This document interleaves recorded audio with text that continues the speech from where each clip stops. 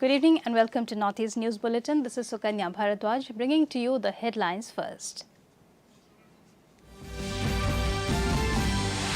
Prime Minister Narendra Modi lays foundation stone for projects worth over 6,000 crore rupees in Telangana.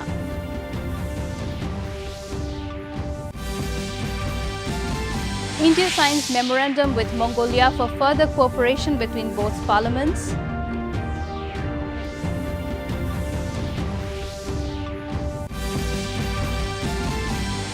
One injured in Manipur bomb blast.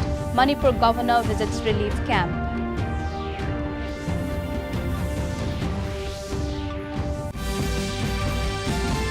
Meghalaya Chief Minister Conrad Sangma inaugurates National Law University.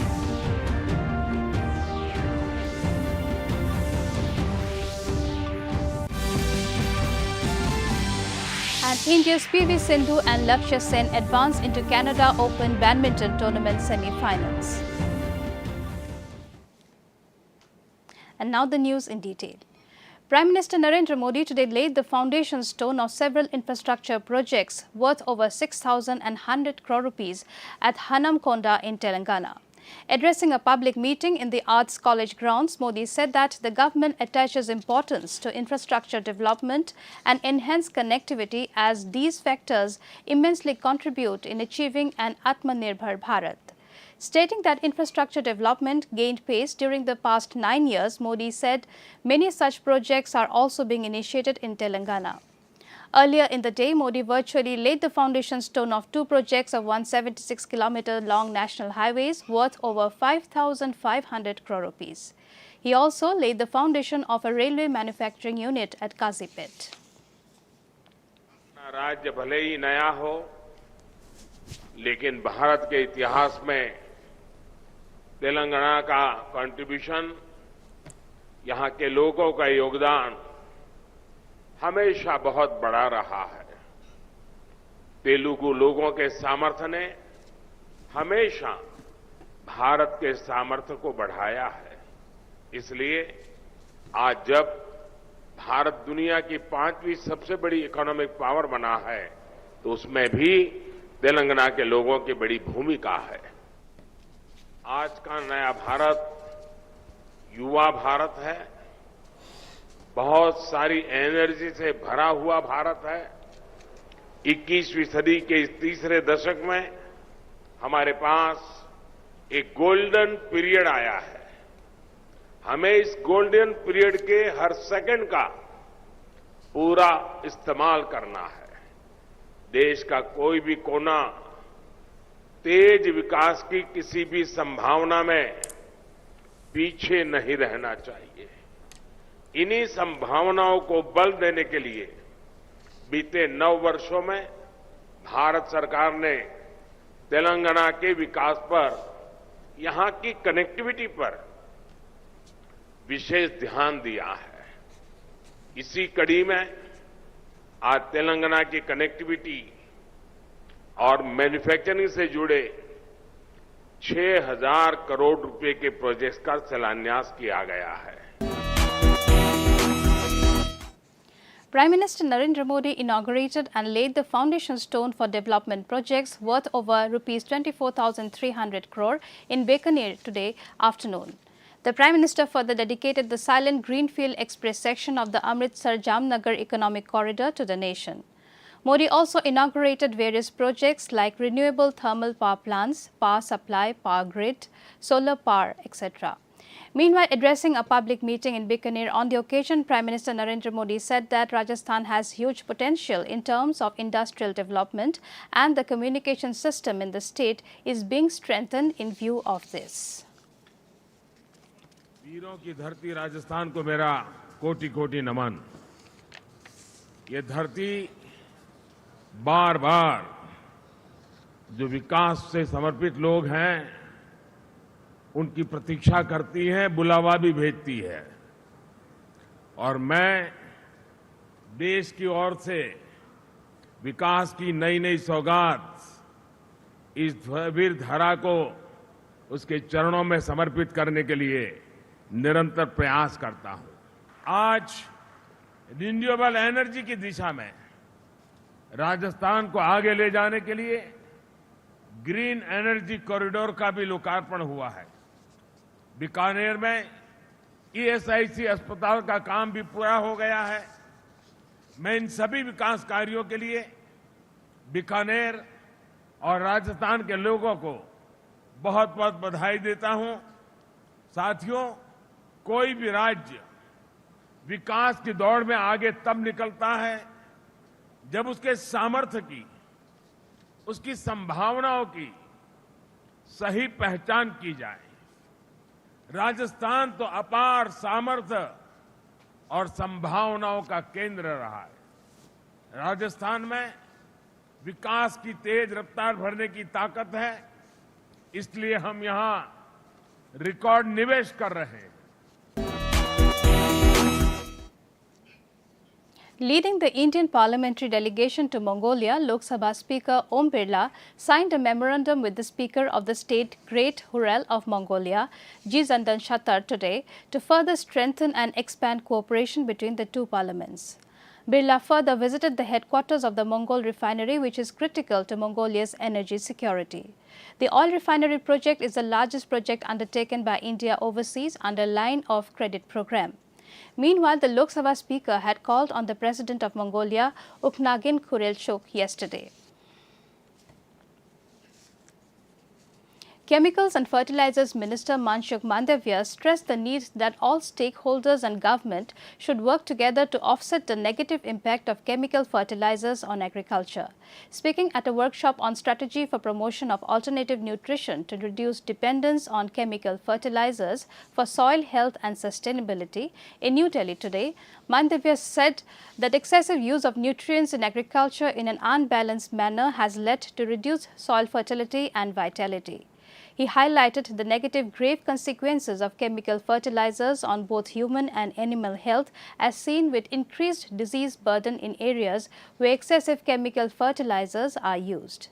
Mandavya further entitled the country's scientists with the responsibility of fulfilling the aspirations of the people for devising solutions that drive both agricultural as well as soil productivity. कि क्या scientist community, हमारे government officials और farmers इकट्ठा होके consultation करके कोई output दे सकता है क्या? मोदी जी का जो नया भारत निर्माण का स्वप्न है और मैं 2047 यानी कि देश आज़ादी का शताब्दी वर्ष मनाता हूं, तब हमें देश को डेवलप्ड कंट्री बनाना है, तो हमें डेवलप्ड कंट्री के अनुरूप हमारा रिसर्च होना चाहिए, हमारा इनोवेशन होना चाहिए, हमारा इम्प्लीमेंटेशन होना चाहिए, हमारा आउटपुट होना चाहिए। In a new instance of violence reported in Manipur, a person was injured in a bomb blast today morning. The blast occurred at around 9 a.m. when suspected Kuki militants hurled the bomb at a house of Ward number 8 of Kokta under Phokak Chau Ekhai police station in Bishnupur district and injured one person. The injured was hospitalized at Bishnupur district hospital and is reportedly out of danger now. It may be mentioned that this incident followed the death of 4 persons, including 1 civilian, 1 police personnel and 2 suspected Kuki militants in a gunfight yesterday at Kwakta area in Bishnupur district. Meanwhile, Manipur Governor Anusuya Uike visited the relief camp at the Manipur Trade and Expo Center in Imphal West District yesterday and interacted with the displaced people who have been taking shelter there. Altogether, 548 displaced people, including 157 children, are taking shelter in the camp. The governor heard the grievances and hardships faced by the displaced people and assured them to extend all possible help at the earliest. She further directed the district administration to submit a detailed report of the facilities being provided to them and directed the district administration to provide television sets, clothes, baby food and consumables for women and children. She also gave instructions to start yoga sessions for the displaced people. The governor later informed that a sum of ₹1,000 each will be given to each member of the families in the camp on Monday. In view of the ongoing communal violence in Manipur, a team of 5 members of parliament representing CPI and CPIM met the state governor Anusuya Uike yesterday and discussed about the unprecedented ethnic clash of 2 communities since 3rd May last. The Communist MPs expressed the apprehension that unless the situation is brought under control in time, an uncontrollable communal flare-up cannot be ruled out, which will adversely affect the nation in general and the whole northeastern states in particular. The MPs also expressed that they will extend all possible cooperation from their side in their efforts to bring normalcy in the state. The governor further reiterated the appeal made by her to all sections of the society, especially to women folk, to extend their fullest cooperation to the security personnel while discharging their responsibilities to restore peace in the state. Meghalaya Chief Minister Conrad Sangma inaugurated the National Law University of the state today. Taking to his Twitter handle, Sangma said that over the past 2 decades, national law universities have become the cornerstone of legal education, redefining the landscape with a disciplined approach, innovative teaching methods, and expanding career opportunities. He further said that they have transformed the job market for law graduates beyond the traditional practice and judiciary. Chief Justice Meghalaya High Court Sanjeev Banerjee and Education Minister Rakam Sangma were also present on the occasion. Meghalaya Chief Minister inaugurated the annex building of the Meghalaya High Court today. Taking to his Twitter handle, Sangma said that infrastructure development is a priority for his government and this milestone will enable the court to deliver legal services more effectively. Chief Justice Sanjeev Banerjee, State Law Minister along with State Education Minister were present on the occasion. India's PV Sindhu and Lakshya Sen have advanced into the semi-finals in the Canada Open Badminton Tournament. Two-time Olympic medalist Sindhu beats China's Gao Fangji in straight games 21-31, 21-7 in their quarter-final match of women's singles.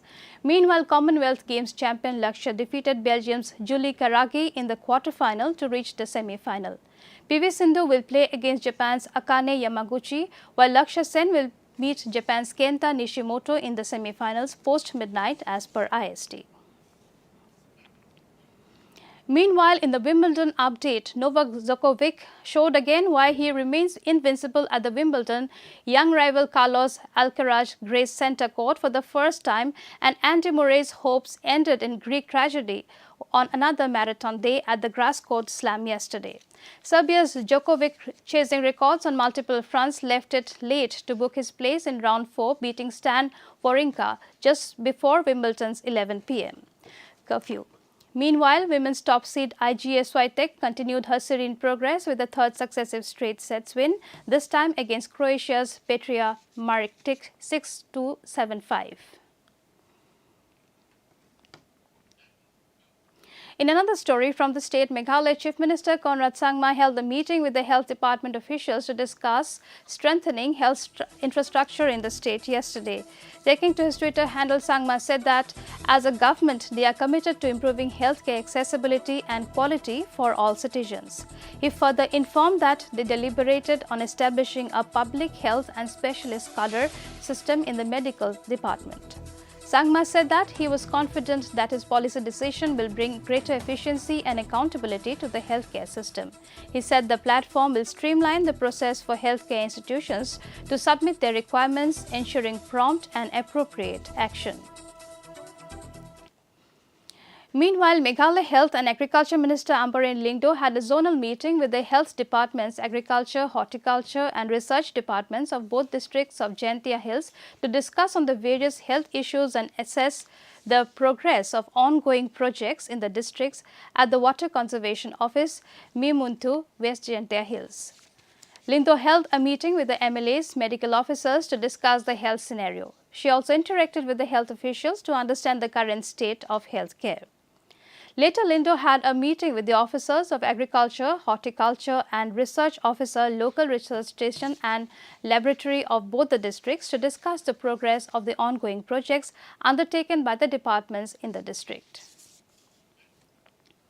To end the news, the main points once again. Prime Minister Narendra Modi lays foundation stone for projects worth over 6,000 crore rupees in Telangana.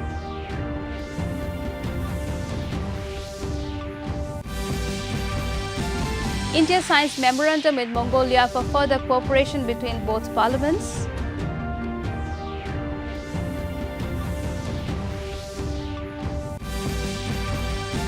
One injured secured in Manipur bomb blast.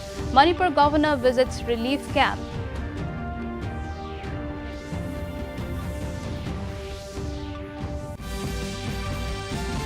Meghalaya Chief Minister Conrad Sangma inaugurates National Law University.